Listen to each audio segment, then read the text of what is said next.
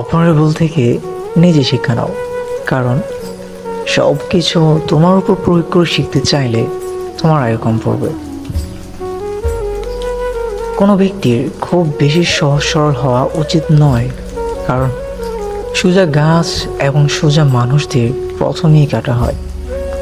যদি কোনো সাপ বিষধর না হয় তবুও তার উচিত বিষধর হওয়ার ভান করা, এমনভাবে যেন মনে হয় সে ইচ্ছে করলে বিষাক্ত দংশন করতে পারে। একইভাবে দুর্বল ব্যক্তিদেরও সব সময় নিজেদের দুর্বলতাগুলি লুকিয়ে রাখা উচিত, যেন অপরে তার আভাস মাত্রও না পায়। প্রত্যেক মৃত্যুতার পেছনে কোনো না কোনো স্বার্থ অবশ্যই থাকে, এটা একটা কটু সত্য।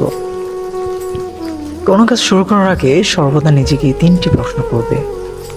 নাম্বার 1, আমি এটা কেন করতে চলেছি? নাম্বার 2, এর পরিণাম কি হতে পারে? নাম্বার 3, আমার সফলতার সম্ভাবনা কতটা? যদি ওই প্রশ্নগুলির সন্তোষজনক উত্তর পেয়ে যাও তবেই কাজ শুরু করো। একবার কোনো কাজ শুরু করার পর তার অসফল হওয়ার ভয় রাখবে না এবং কাজ ছাড়বে না। যারা নিষ্ঠার সাথে কাজ করে তারাই সবচেয়ে সুখী।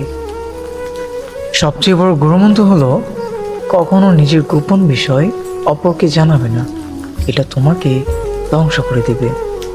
কোনো কাজ কালের জন্য ফেলে রাখা একদমই উচিত নয়। পরের মুহূর্ত কি ঘটতে চলেছে তা কে বলতে পারে? যা ঘটে গেছে তা ঘটে গেছে।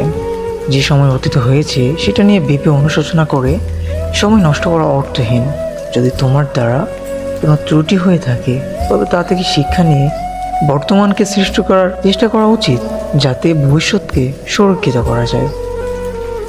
কোনো দুর্বল ব্যক্তি বা রাষ্ট্রের সাথে শত্রুতা করা আরও বেশি বিপদের, কারণ সে এমন সময় এবং এমন জায়গায় আঘাত করতে পারে যেটা আমরা কল্পনা করতে পারিনি। অহংকারের মতো শত্রু নেই, সর্বদা নম্রতার কথা মনে রাখবে। একটি দোষ অনেক গুণকে হ্রাস করে। ইন্দ্রিয়গুলোকে নিজের নিয়ন্ত্রণে রাখো। ইন্দ্রিয়ের যে অধীন তার চতুরঙ্গ সেনা থাকলেও সে বিনষ্ট হয়। সর্বদা চুপচাপ এবং গুপ্তরূপে কাজ করা উচিত।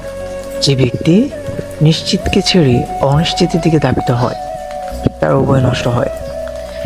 অতি সুন্দরতার কারণে সীতার হরণ হয়েছিল, অতি গর্বের কারণে রাবণের পতন হলো, এবং অতি দানী হওয়ার জন্য বলিকে পাতালে যেতে হয়েছিল। সুতরাং অতিকে সর্বদা ত্যাগ করা উচিত। ভয়কে কেবল ততক্ষণ ভয় করো যতক্ষণ সেটা তোমার থেকে দূরে আছে। তোমার প্রতিবন্ধকতাকে তোমার এই পক্ষে কাজে লাগাও। যদি তুমি অবস্থাকে নিজের পক্ষে আনতে না পারো তবে শত্রুদের জন্য তা জটিল করে দাও।